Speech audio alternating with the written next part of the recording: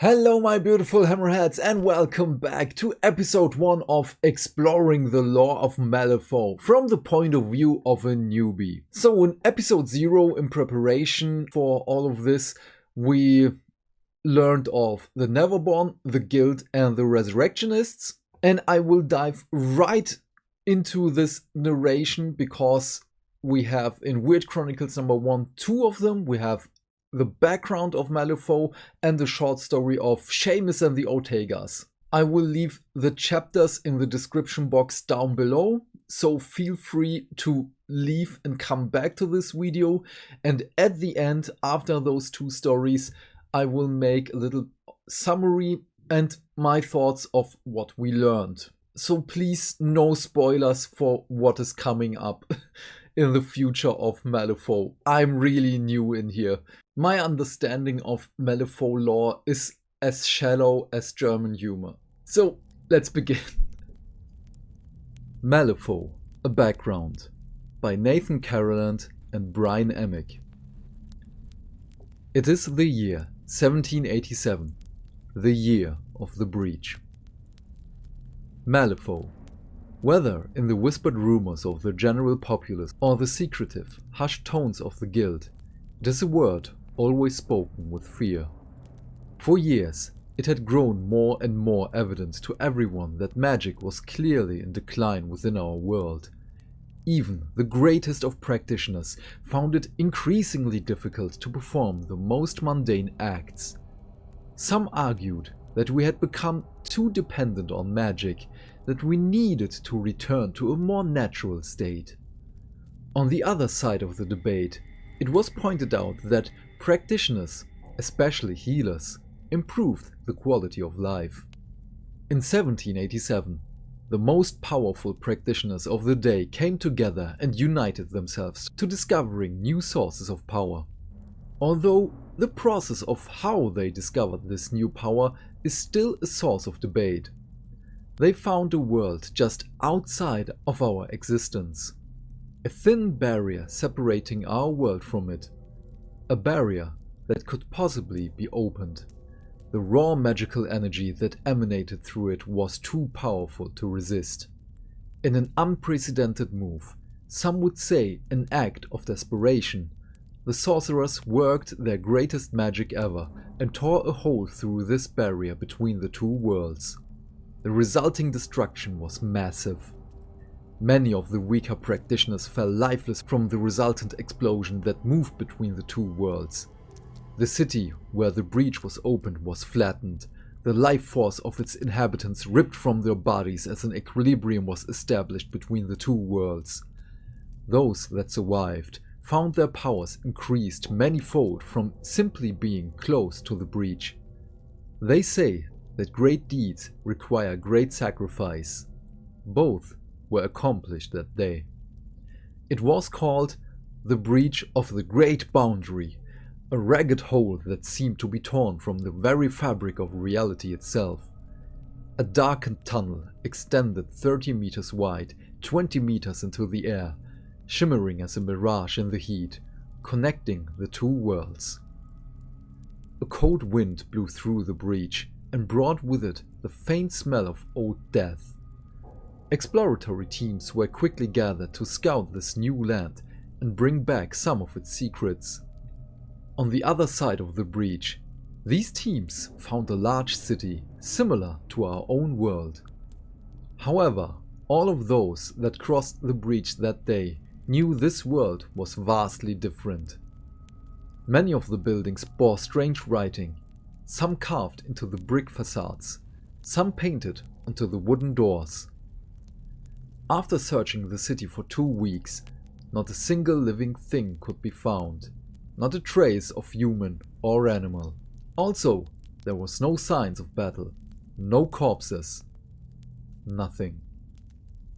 It was as if the inhabitants had simply disappeared.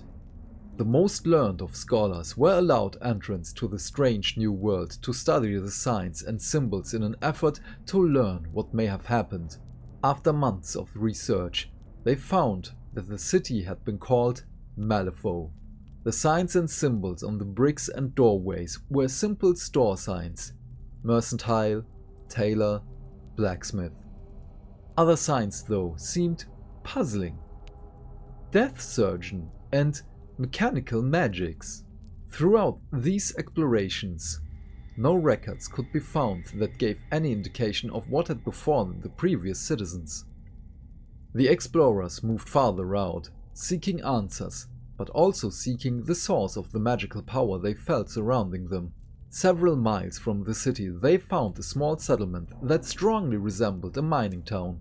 There were few wooden buildings, many of them crumbling. A large hole was cut into the hillside just west of the town, with a shaft leading down. Their exploration soon turned up a gem-like substance that radiated more power than any practitioner had ever felt. The stones came in a variety of hues, some more powerful than others. But within them, there seemed to be a storage of latent magical energy that a sorcerer could tap into rather easily. The scholars found references to these magical stones in old manuscripts. They were called ether, and the manuscripts spoke of a great power with them, but also great danger. The practitioners didn't care about any danger. The stones held power. There was a rush to harvest and gather these stones in a great quantity, as practitioners of all skills and abilities could use them to power their magic.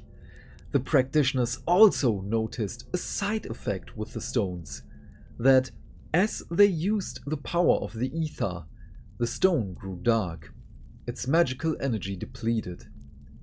Eventually, though, it was discovered that a stone's magical energy could be replenished when it was brought in close proximity of a person as they died. This curious effect earned the ether the nickname of soulstones. After 6 months of exploration, the breach was opened to the general populace.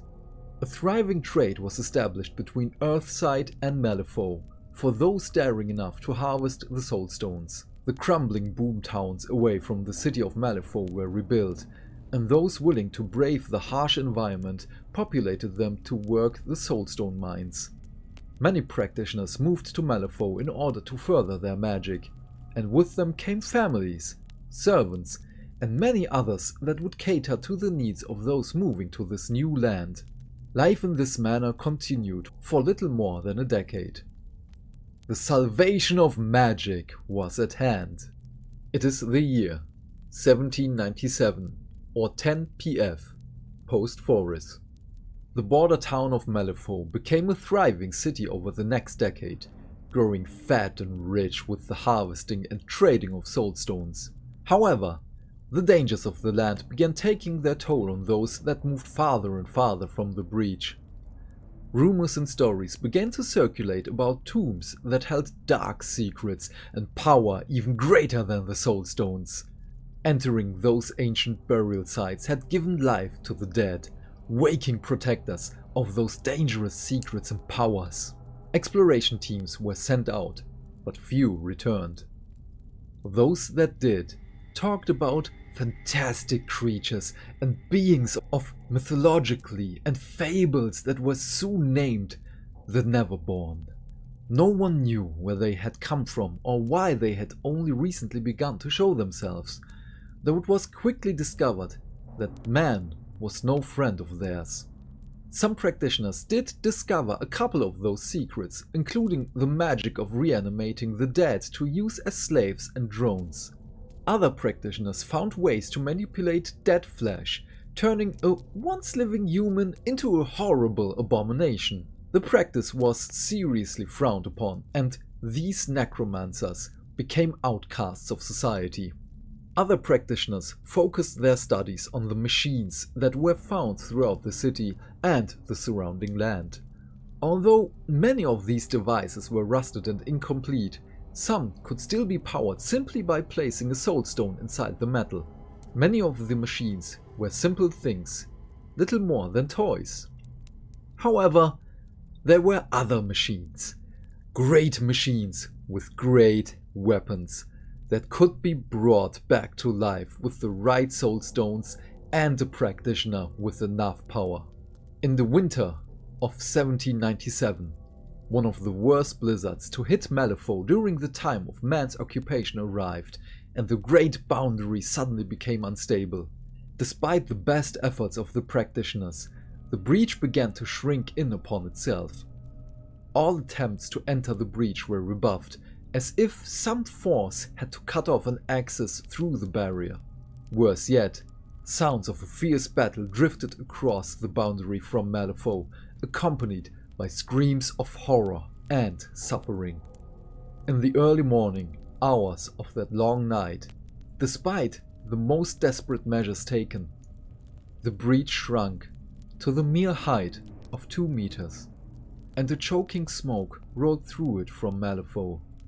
Just before dawn, the practitioners drew closer to the breach as the screaming sound of battle grew silent.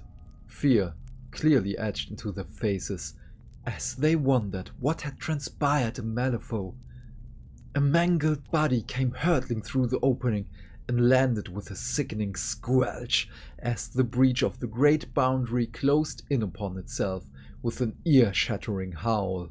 The practitioners gathered around the corpse and found a single word carved into the ruined flesh of its torso: hours. 1798, or 11 PF, post-Foris. A time of shock and turmoil fueled the panic that ensued after the falling of the Great Boundary. Despite the best efforts of the most skilled practitioners, the breach could not be opened again, even with the assistance of powerful soulstones. Unfortunately, many of those soulstones were destroyed in the process. Magic was once again threatened, and soon wars were launched in order to secure the remaining soulstones. Depraved and dark acts were enacted to capture additional life forces within the stones to power the workings of spells. The Guild, a society of ruthless merchants, politicians, and practitioners, was formed to bring some semblance of order to the chaos. It took control of the soulstones with an iron fist, as well as the area where the breach had once been. They passed a law that forbade anyone from possessing soulstones except for official guild representatives. Breaking that law was punishable by immediate execution. With the number of soulstones quickly dwindling, their power being completely exhausted, the guild instituted measures to ensure a way to continue charging them, since society had become too dependent upon them to let their power diminish. Soulstones were routinely renewed at hospitals, prison institutions, and facilities that housed the elderly and sick. Although considered cruel by some, many saw it as a necessary act of preservation. The year 1897, or 110 PF, post-Foris. Exactly 1 century after it had closed, down to the very minute, the Great Boundary once again tore open the veil separating Earthside from Malifaux without warning. However, unlike the first breaching, the death and damage was relatively minor. The return of the breach caused panic throughout the guild, as they were certain that whatever calamity had befallen Malifaux 100 years earlier was about to be played out Earthside. That didn't occur though. After a month of intense battle readiness, the guild sent a heavily armed exploratory group through the breach to Malifaux. They found the city empty and partially in ruin, the signs of a battle having been fought. Interestingly, some of the signs of combat appeared fresh, as though the battle still raged on after a century. However, there weren't any remnants of those lost, or even any remains to be found of the people that had been caught on the other side of the breach when it collapsed. The guild now had control of a quickly renewable source of power that they had built their foundation upon. Like strong drink to a man that is a slave to his vices, the practitioners quickly demanded access to Malifaux once again, arrogantly believing that they could handle any disturbances that might come along. Learning from the follies of the past by allowing so many powerful practitioners and skilled laborers to be lost in Malifaux, the guild instituted a practice where criminals and other undesirables were given a choice: relocate to Malifaux and work for the freedom, or face continued persecution. Many took this opportunity, though it is said that the guild also used this system to rid themselves of problematic individuals and as a form of punishment for those that didn't support the iron-fisted rule of the guild. Naturally, where there is opportunity, there are those that will face the unknown, no matter the dangers. Malifaux had an influx of rough, skilled men and women seeking power, treasures, and adventure.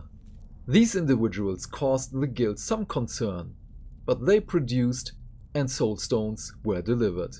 With a workforce comprised mostly of social undesirables, criminals, and even anti-establishment radical elements, the guild put a governing force into place to watch over the collection and delivery of soulstones back to Earth. Life is harsh and hard in Malifaux. For those that buck the system or do anything that might halt the shipment of the guild's precious stones, it is also short. However, there are those though that have garnered enough power or wealth that they are virtually untouchable. This is what every man, woman and child within Malifaux strives towards. Power to live their lives as their will, or to buy a return trip through the heavily guarded breach.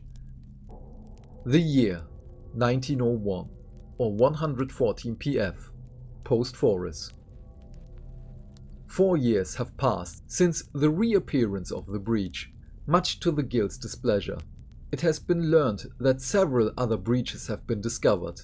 While none are nearly as large as the main breach, the guild is now faced with the loss of total control of access to Malifaux. This in turn means that they may not have a complete monopoly on the soulstones, though they do their best to stamp out any competition. Although Malifaux itself is well on its way to being rebuilt by the Governor General of the guild, there are large portions of the city that see little, if any, human inhabitation. In these areas, the darkest parts of the ruins, something lurks. It has lured and destroyed more than a few work details and security groups. The Governor General has declared these portions of the city off limits and has erected walls and bulwarks, many of them cutting across streets and alleys in an attempt to restrict access to and from the darker side of Malifaux. The Governor General has the nearly impossible job of keeping a giant and chaotic city of vying interests under control, while dealing with persistent reports that strange beings are awakening across the continent. He has found the most expedient way to deal with these problems is the issue of writs to various groups and factions across the city and continent. He gives them limited power to police a part of the city or the outer towns and keeps them at each other's throats. After all, if they are fighting each other, they are not fighting against him. The men and women here hammer out a life amongst the harsh lands they have chosen to work. Towns and other settlements have sprouted up farther from the breach, ostensibly to work the soulstone mines, but also to lessen the looming presence of the oppressive guild and their for the greater good laws. However, it has been noted that should you have plenty of soulstones, influence or enough combative prowess to give the guild pause, then you are fairly free to make or break the rules as you see fit. There are whispers and rumors of covens and other groups that have wiggled out from beneath the thumb of the guild to forge their own power base. The combative atmosphere has become thick within the last year, and more than one skirmish has occurred between competing factions as well as with the guild itself. To make matters worse, the Neverborn have resurfaced and are common knowledge to all within Malifaux, as they seek to cull a human herd for their own pleasures or bargain unnatural powers to the unwary or the insane. These creatures take on forms of legends, myths and nightmares deeply ingrained in the human psyche, though it is unknown whether or not they are the true source of those old legends. what their goals are, and whether or not they were responsible for the loss of the original colonists and the reopening of the breach isn't known. The only certain thing is that they've shown themselves to be a danger to all men. Recent discoveries of powerful artifacts have brought a new interest from the various powers within the land, and there is a speculation that one of these artifacts caused the destruction of Malifaux 100 years ago. Along with the scramble to recover soul stones, everyone is searching for these artifacts that seem to hold great power within them. However, any attempt at retrieving an artifact has been known to bring the Neverborn down quickly, and it is only the truly strong, or the very lucky, that manage to retain control of an item for long. The guild can feel their power slipping away. Entire groups of people are appearing in Malifaux without authorization and bringing chaos with them. Mercenaries are renting themselves to the highest bidder, and it isn't always the guild. In addition to all of their other problems, the guild is beginning to find it difficult to gather power since necromancers began taking control of the dead. Even though the guild has declared necromancy a crime and put out a bounty on all the practitioners of the dark magic, they are known to employ a few. However, few are willing to try to capture them, since those that have attempted it were either sent back in pieces or became lifeless slaves themselves.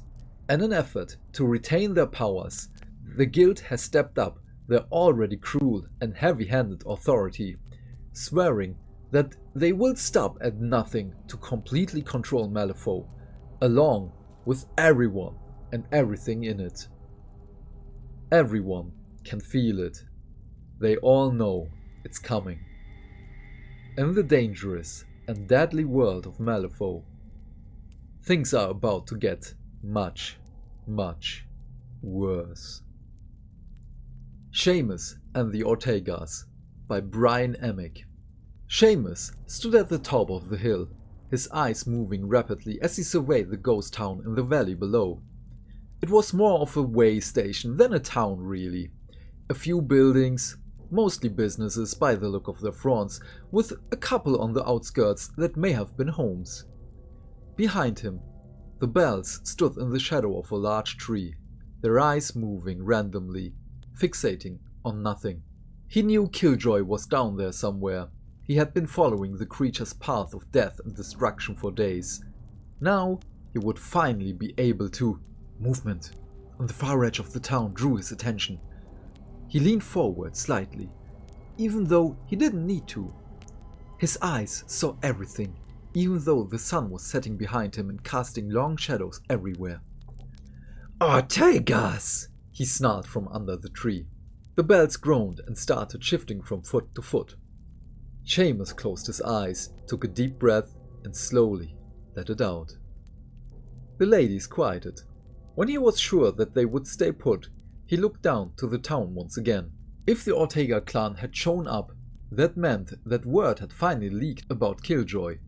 Now it would be a damned free-for-all in bringing the monster down.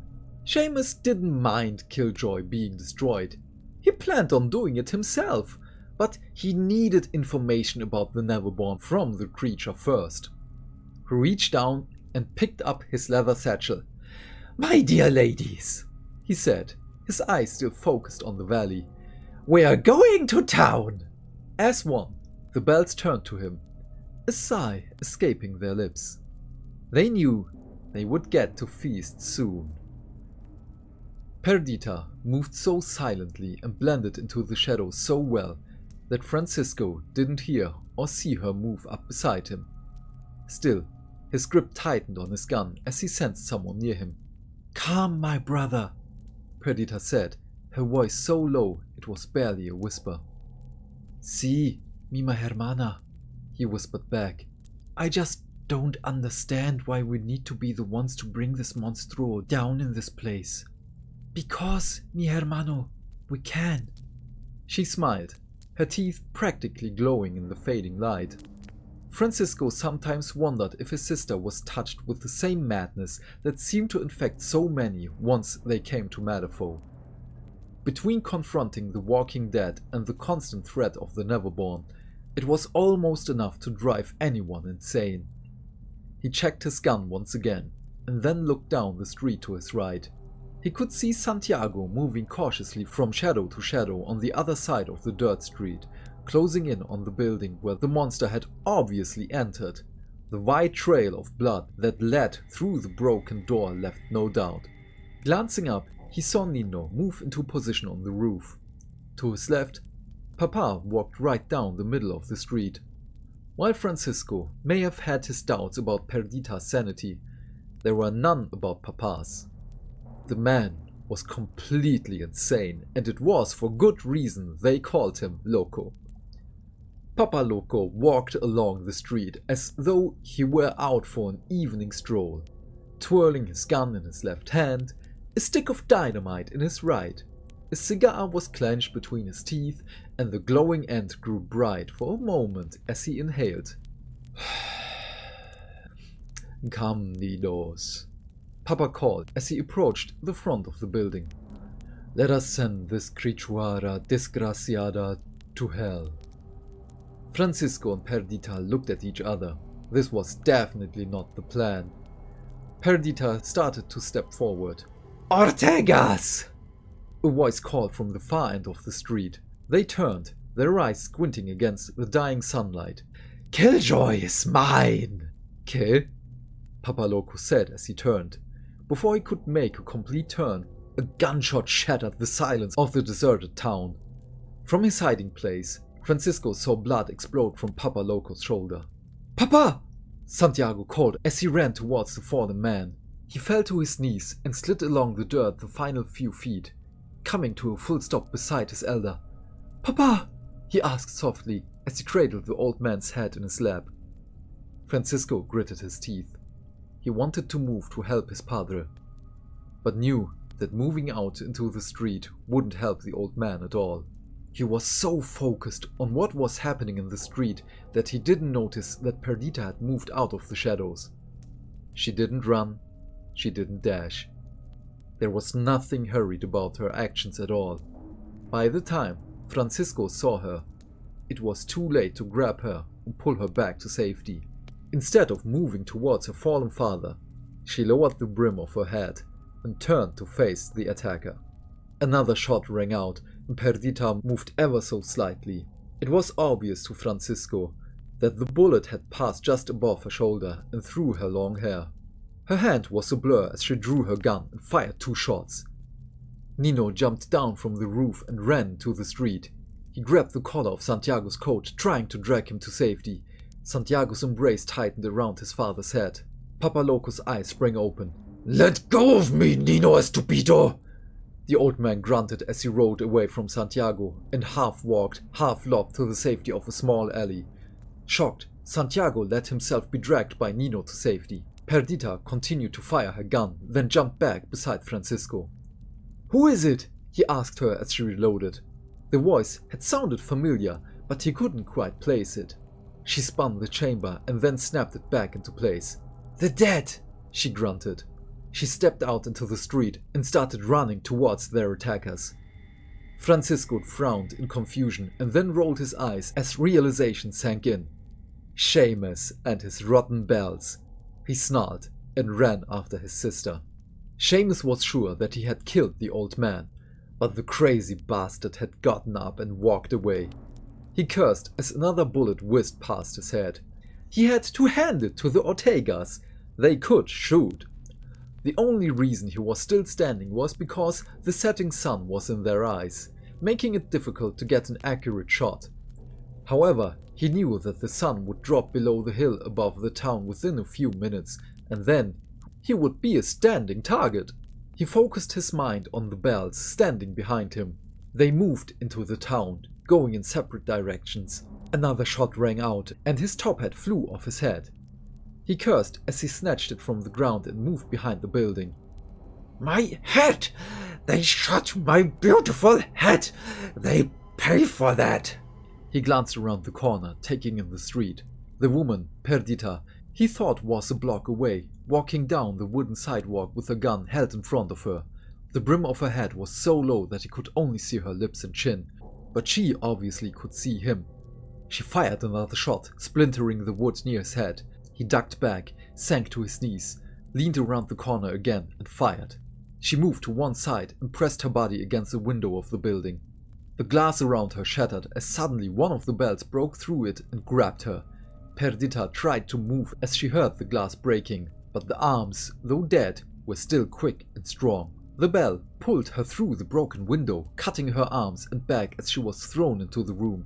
As she landed, Perdita rolled and came up with her gun in front of her.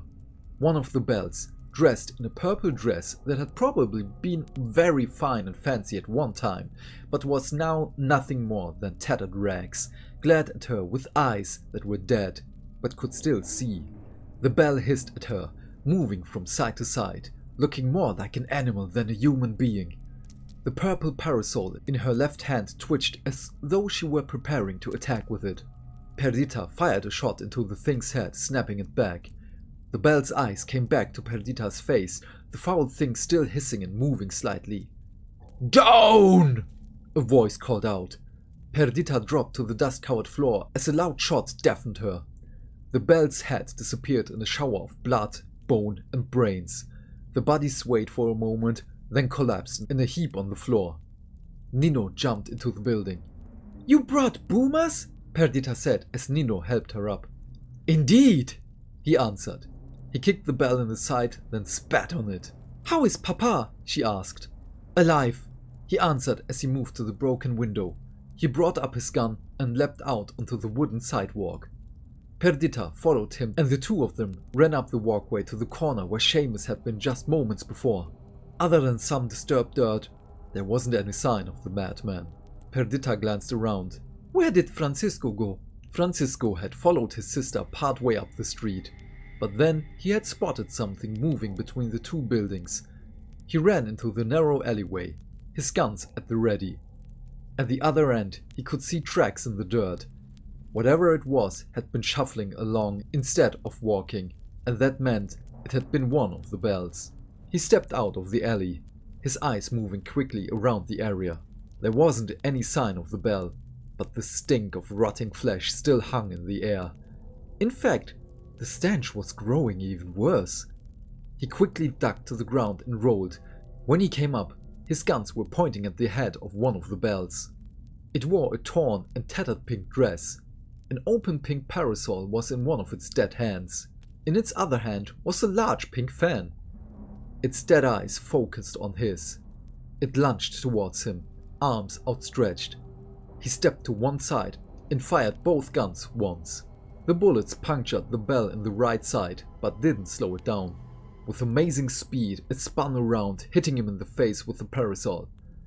He grunted in pain as one of the wire supports cut his face. He stumbled briefly and hit a wall with his shoulder, his left arm tingling from the impact. He glanced over his shoulder as the bell approached him again. He kicked out with his right foot, catching the undead creature in the stomach. It took 2 shambling steps back and paused for a moment. It was all the opening he needed. Francisco turned, brought his guns up, pushed away from the wall and started firing. Bullets tore through the thing's head, destroying it. He breathed heavily as the undead thing fell to the ground. He was so focused on it he didn't hear another bell come up behind him. It brought its parasol up and drove the point down into his back. Francisco screamed as the sharp metal tip tore through his clothing and sank into his flesh. He fell forward and the bell fell on top of him, her fingernails tearing through his coat and shirt. Francisco struggled to get it off of him, but the dead weight combined with the way it was writhing on top of him made it impossible for him to turn over. He could feel his blood running freely, soaking his shirt. In a final, desperate attempt, he buckled as hard as he could to free himself from the thing's grasp. The bell's hold slipped momentarily. Francisco started to turn over, but the sharp blow landed on the back of his head. The only thought that went through his mind before the world went dark was, "I hope I stay dead." Seamus looked down at the unconscious Ortega as Mary pulled her parasol from his back and retrieved her fan before opening her parasol and letting it rest lightly on her shoulder. "Bring him," Seamus said as he walked away. Mary looked from one hand to the other, uncertain what she should do. Seamus sensed her momentary confusion. He turned around and gently took the fan from her. A look of sadness crossed her face until he showed her that he was only folding it and putting it in one of the lesser torn pockets of her ragged dress. She bent over, grabbed one of Francisco's legs and dragged him as she followed Seamus down the alley. At the other end, Seamus looked around. There wasn't any sign of the other Ortegas, but he knew he still had to be careful. Just a few feet away to his left stood an open doorway to one of the buildings. "Sybil," he thought. "I need you here, now!" Within minutes, the large bald woman, perhaps pretty when she still lived, walked up behind Mary. Another quick look at the street told him that it was now or never. If any of the Ortegas were able to spot him in the growing darkness, then he would have already been shot. He moved down the sidewalk towards the open door, Sybil directly behind him, while Mary brought up the rear, dragging Francisco. They ducked inside the building. It had obviously been once a store of some kind. There was a counter to the right of the door, and several empty shelves were along the far wall. In the far corner to the left was a small round table with 2 chairs beside it. "Put him there!" Seamus pointed to one of the chairs. After Mary shuffled over to the corner, she tried to pick Francisco up. However, his weight was too much for her lifeless arms. Sybil moved over, picked him up with one hand, and dropped him in the chair. As Sybil moved back towards Seamus, a gunshot rang out. The bullet grazed Sybil's head just above her left ear, flaying open her scalp. Seamus yelled as he spun around and brought his gun up. The long blade on the end of his pistol caught Santiago on the side of his head, slicing open the skin. The wound was almost a mirror image of Sybil's. Santiago fell to the floor behind the counter, his hands clutching his torn skin. He didn't scream or yell, but his breath came in ragged gasps. Seamus leapt over the counter. He considered simply shooting the man, but a thought came to him before he could pull the trigger. He raised his foot and then brought it down on the man's face, shattering his nose. Santiago slumped to the floor. Beside him lay the elder Ortega. The wound in Loco's shoulder had stopped bleeding, but it looked like he had lost a great deal of blood and lost consciousness as a result of it. Seamus walked around the counter and inspected Sybil. The wound was bad, but Sybil had suffered worse. "Put them over there as well," Seamus said to the large woman as his grin grew wider. "We will have a little fun with them." Perdita and Nino peered over the edge of the roof. Below them, a faint light came from a window of the building across the street. They had searched through the town as quietly as they could, not daring to enter any of the buildings if they could help it. Confronting Seamus was one thing, and the two of them were sure they could handle that madman. What concerned them was Killjoy. They weren't sure if they could bring down the creature on their own. Seamus stepped in the doorway and called out, "Ortegas!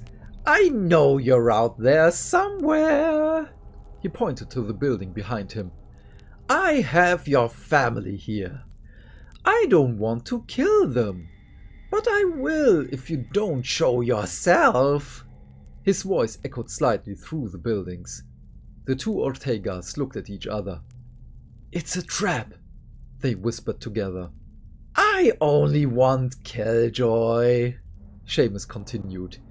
"If you come down and agree to leave this place immediately, then no harm will come to any of you.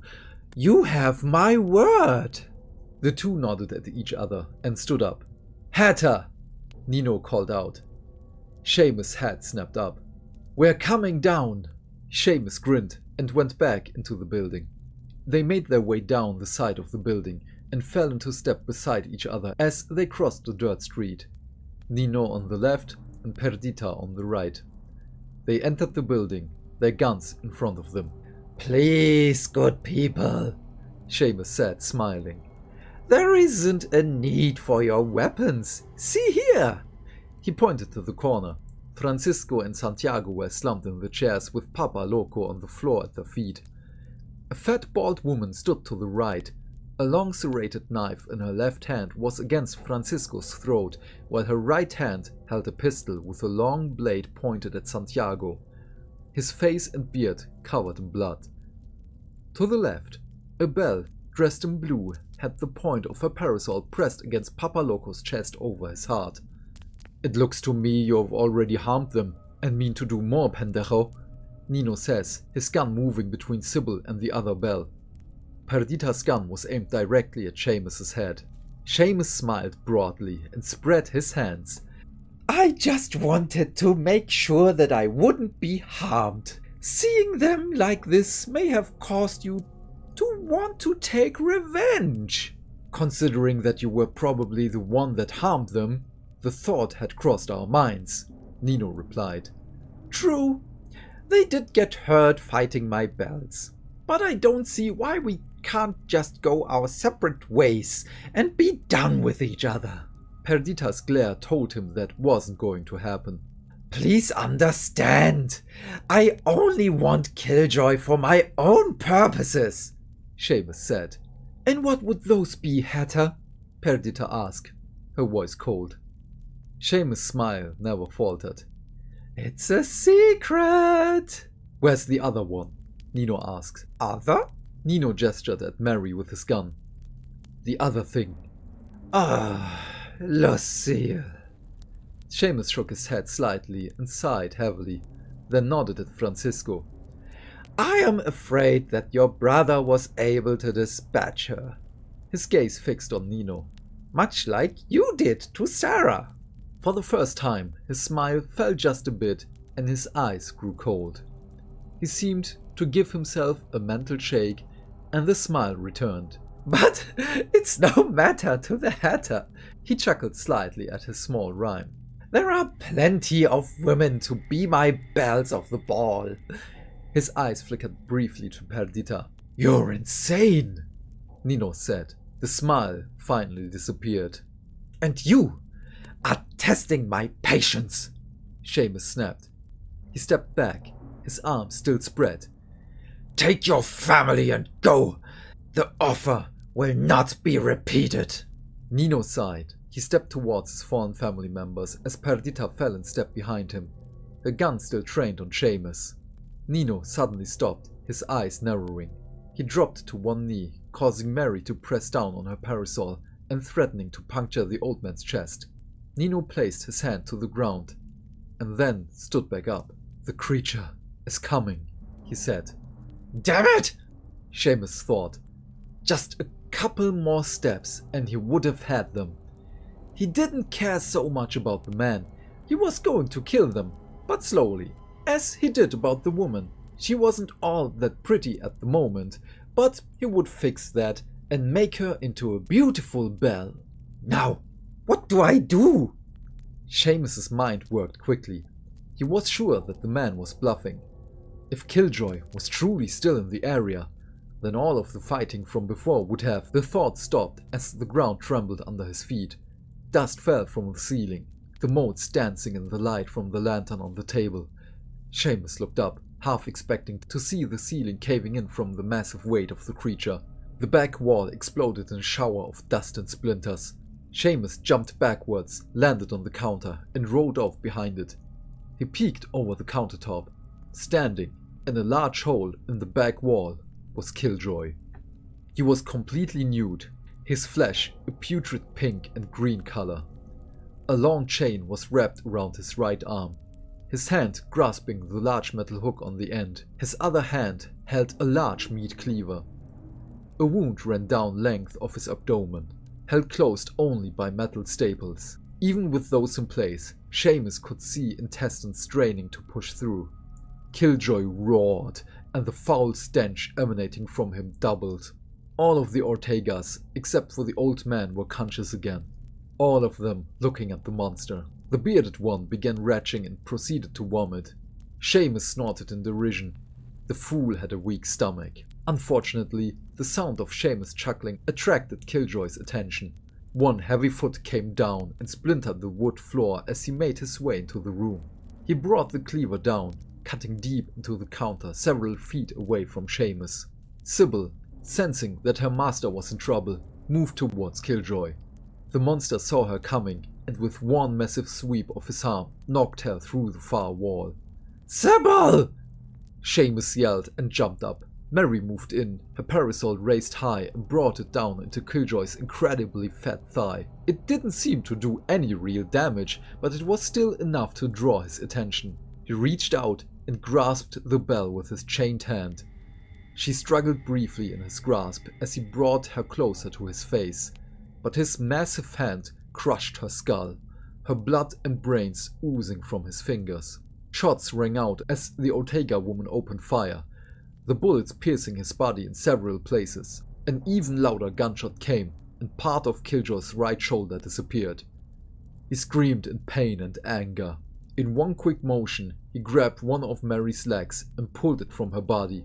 He tried to shove the whole thing into his mouth, but only part of her thigh would fit.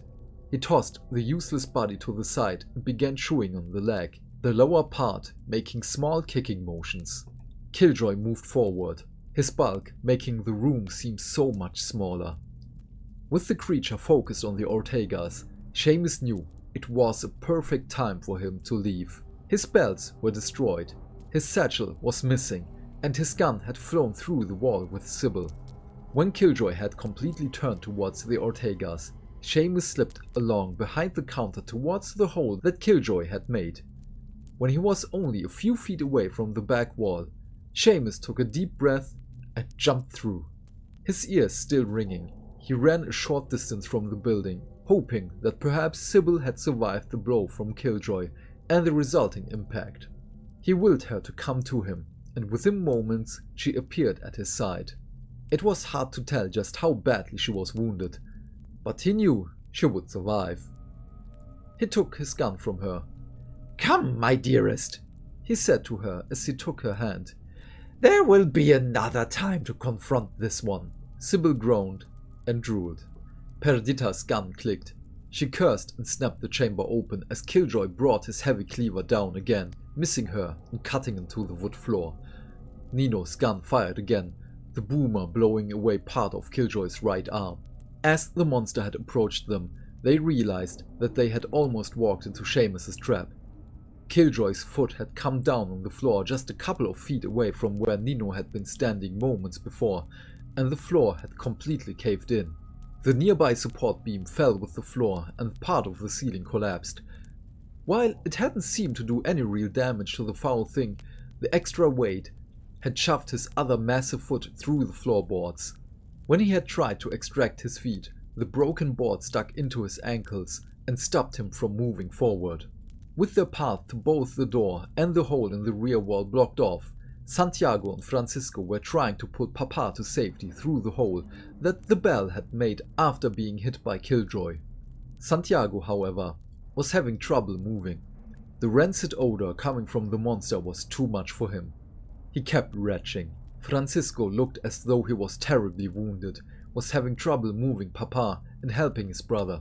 Perdita could see that both of them were missing their guns, so they wouldn't be much help in this fight. "We must go!" she yelled. Killjoy screamed at them. He brought the cleaver down, narrowly missing Perdita's foot. Her gun now reloaded, she emptied it into the thing's hideous face. One eye blew apart and bits of flesh and bone flew from the back of his head. The cabron still wouldn't die. She knew as well as the others that they were seriously outmatched here. If that puta Seamus hadn't shown up and made a mess of things, then they might have actually had a chance. Before Francisco shoved Papa outside, Perdita stepped over to him and grabbed a stick of dynamite from the old man's belt. She grabbed his lighter, lit the fuse, and tossed it between the monster's legs. "We're going now!" she yelled. Francisco pushed his father aside and then followed him. She grabbed Santiago and shoved him through the hole as Nino fired another round into the creature's belly. Perdita grabbed the collar of Nino's coat and dragged him behind her towards the exit. He screamed as their progress stopped. She looked over her shoulder and saw the long curved blade impaled into his calf. Killjoy yanked the chain and tore away part of Nino's calf. She brought her gun up once again and emptied it into the thing's other eye. Now blind, Killjoy howled in pain and rage. Perdita grabbed her brother, picked him up, and shoved him unceremoniously through the hole in the wall as Killjoy wildly slung both the cleaver and metal hook. She jumped through and fell on top of her brother as the dynamite went off. Shards of wood rained down on her. She didn't look back to see what the damage had been. It wasn't the time.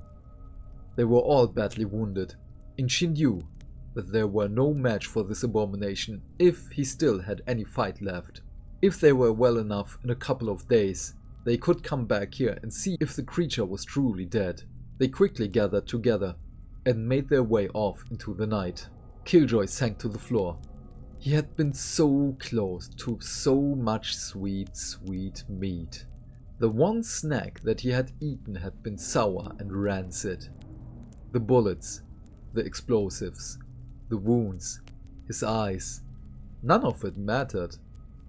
The things would heal after a fashion over time. The only thing that mattered was the hunger. A hunger that seemed to never be satiated, no matter how many treats he ate. Treats, yes. He knew what his next treats would be. He would make sure they lived as he devoured them. Okay, that was a lot. We learned a little bit, so we now know what the breach is. I kinda already knew because it's kinda self-explanatory. So we learned I don't know how to pronounce the names of the Ortegas or, well, the words. I'm so sorry if I butchered them. But yeah, so we have a Mad Hatter situation here with Seamus. We have the family of probably undead hunters or neverborn hunters. Of course, you will already know what Killjoy is because of the picture I put up here during the narration. Oh, and also we learned a little bit of Seamus's relationship between him and his bells, or rather his undead servants, slaves, call it whatever you want. But yeah, okay, this made me excited for Weird Chronicles 2, which I will probably have to split up in two. Instead of just one video, we will see how long it will be. But yeah, this will be a thing for Malifaux Monday. And if I have to split it in two, both parts will come out on Monday. Hopefully. I hope it's Monday. But the most important thing, we have a small understanding of the world. Malifaux is a city on a continent. I still don't know if the continent is also called Malifaux, but we will see this hopefully in the future. What are your thoughts on all of this? Please let me know in the comment section down below. I am keen to know what you have to say. And while you're down there, do all the YouTube stuff because hitting buttons is fun. If you want to support the channel and you don't know what to say, just write Killjoy in the comments. Have a great day, my friend. Stay fantastic. Stay hydrated. And I will see you on the next Malifaux Monday. Bye!